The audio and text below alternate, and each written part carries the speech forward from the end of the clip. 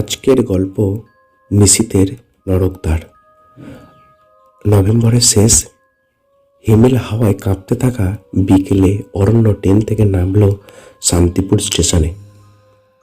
ছোট শহর, তার চেয়েও ছোট স্টেশন। সামনে দাঁড়িয়ে আছে লাল ইটের পুরনো একটি বাড়ি, স্টেশনের একমাত্র বিশ্রামাগার।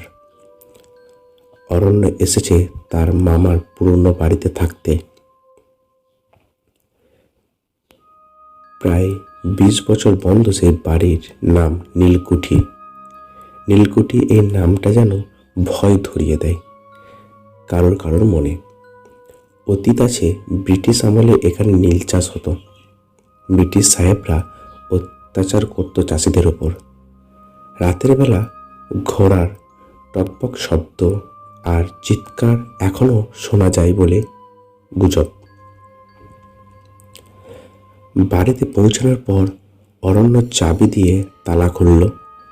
কাঠের দরজা একটা অদ্ভুত কুই শব্দ করে খুলে গেল। ভিতরে জ্বলে উঠল ধুলো ধূসর আলো। অন্ধকার ছায়া যেন তাকে গিলে ফেলতে চাইছে। ঘরের এক কোণে একটা বড় আয়না ঝুলছে।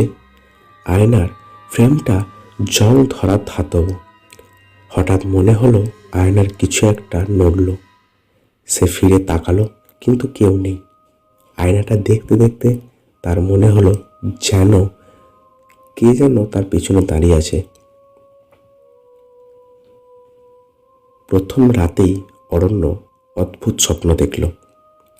এক বৃদ্ধ, লম্বা সাদা চুল, চোখে আগুনের মতো তেজ, বলছে, তুই ফিরে যা, নরকদ্বার খুলে গেছিস, সময় আর নেই। ঘুম ভেঙে অরণ্য ঘামে ভিজে গেছে। ঘড়ির কাঁটায় তখন 3:15। তখনই আবার শুনতে পেল দরজার বাইরে কড়িকাঠের ঘোড়ার খুরের শব্দ। টকবক টকবক শব্দ, কিন্তু বাইরে গেলে কিছুই নেই। কুয়াশার মধ্যে শুধু একটা ছায়ামূর্তি দূরে মিলিয়ে যাচ্ছে। পরের দিন গ্রামে বৃদ্ধ নামক মাস্টারমশাই অরণ্যকে বললেন, এই বাড়িতে সাহেব রিচার্ড থাকতেন। চাষিদের ওপর অকথ্য অত্যাচার করতেন। একদিন চাষিরা বিদ্রোহ করে তাকে জ্বালন্ত পুড়িয়ে দেয়। সেই রাত থেকে নীলকুঠি অভিশপ্ত। যে ফিরে আসে সে শুনতে পায় রিচার্ড সাহেবের ঘোড়ার আওয়াজ। অরণ্য হাসল। গল্প তো ভালোই বলেন মাস্টারমশাই। বৃদ্ধ বললেন, গল্প নয় বাবা, এটার নাম নরকদ্বার। মাঝরাতে আয়নার সামনে দাঁড়ালে রিচার্ড ফিরে আসে। সে কাউকে ছেড়ে দেয় না। সেই রাতে অরণ্য কৌতূহলে আয়নার সামনে দাঁড়ালো, ঠিক রাত 3:15। আয়নার ভিতরে সে নিজের প্রতিবিম্ব দেখল না, বরং অন্য এক অরণ্য, রক্তমাখা চোখে, ভয়ে মুখে আর্তনাদ। হঠাৎ আয়নার ভেতর থেকে একটা হাত বেরিয়ে এলো, শক্ত করে ধরে ফেলল তার হাত। সে চিৎকার করে উঠল, কিন্তু কোনো শব্দ বেরোলো না। ঘর জুড়ে ঠান্ডা বাতাস বইতে লাগলো। দূর থেকে আবার শোনা গেল ঘোড়ার শব্দ। রিচার্ড সাহেব ফিরছে।